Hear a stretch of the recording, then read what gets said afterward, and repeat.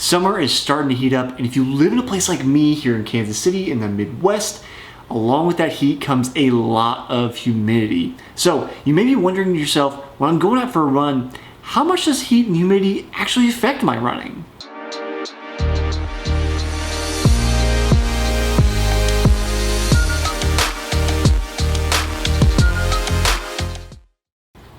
If you haven't been on this channel here before, you won't know me. I'm Jesse Funk. This series is called Runner's High, where we talk about all the nitty-gritty details of being the best runner you can possibly be. So if you want to know that, you want to be a great runner, you want to enjoy running, hit that subscribe button, stay around with me, and I've got plenty of videos for you in the future. But today, you want to know, how does heat and humidity actually affect your running when I'm going out there to perform or going out for a long run?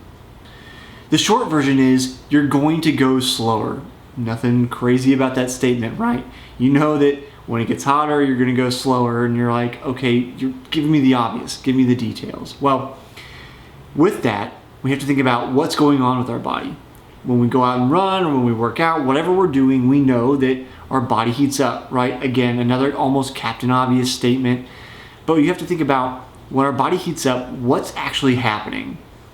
When that happens, our body does a couple things. Number one, it's going to spend energy on sweating. This is trying to cool you by transferring heat into water and letting it evaporate. And it's also going to move blood towards the surface of your skin so that heat can dissipate into the air. So those two things are going on as our body heats up, so it can try to maintain a better internal temperature. But part of what happens when it is hot and humid outside is your body has a harder time cooling off. And this is really because of the two factors involved. Number one, when the air temperature is higher, it is harder for heat to dissipate from your blood to the air and cool that off by that mechanism. And when the humidity goes up, it makes it harder for that sweat to evaporate, also kind of blocking that mechanism for your body to cool itself off. So when you combine those two things together, heat and humidity rising, that means our bodies have an inability to cool themselves off.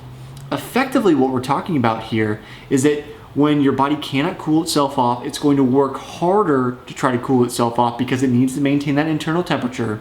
And by doing that, you're diverting resources, namely blood, away from clearing all those kind of debris and the waste created when we're working out, meaning that those things that we've trained to do get our muscles to kind of react to certain loads at certain speeds, and our body will get rid of the waste so we can kind of operate at an optimal level.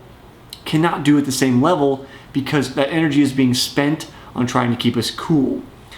While we're trying to stay cool, that kind of junk is building up, has a very non-scientific term, in our muscles. And from doing that, fatigue builds. When fatigue builds, then cardiac levels go up, cardiac drift. I did a whole other video on that. If you want to check that out, subscribe to the channel. So our heart rate goes up, our body's working even harder to try to cool us off.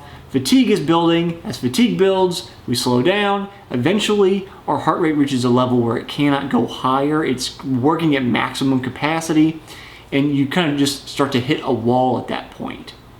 So what are we talking about in terms of numbers here? Well, back in the 80s, legendary running coach Jeff Galloway put together this chart, this chart he put together to basically tell you what you should expect based on the temperature, how much you're going to slow down when you're running. So let's get the chart out of the way. Now,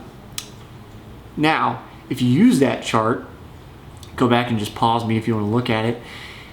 Use that chart to slow yourself down based on the temperature. You know that, importantly, as you pay attention to it, it is a non-linear progression. Now, I know I'm getting mathy on you, but stick with me. What I mean by non-linear progression is that it's not a nice straight line. As an example, it's not like every 10 degrees it's a 1% drop in performance. No, it's an even higher drop in performance the hotter the temperature goes. So for example, when we go from 50 degrees to 70 degrees, we see about a 9% reduction in speed. But that same 20-degree jump, when we go from 70 to 90, you're gonna see over a 40% reduction in speed.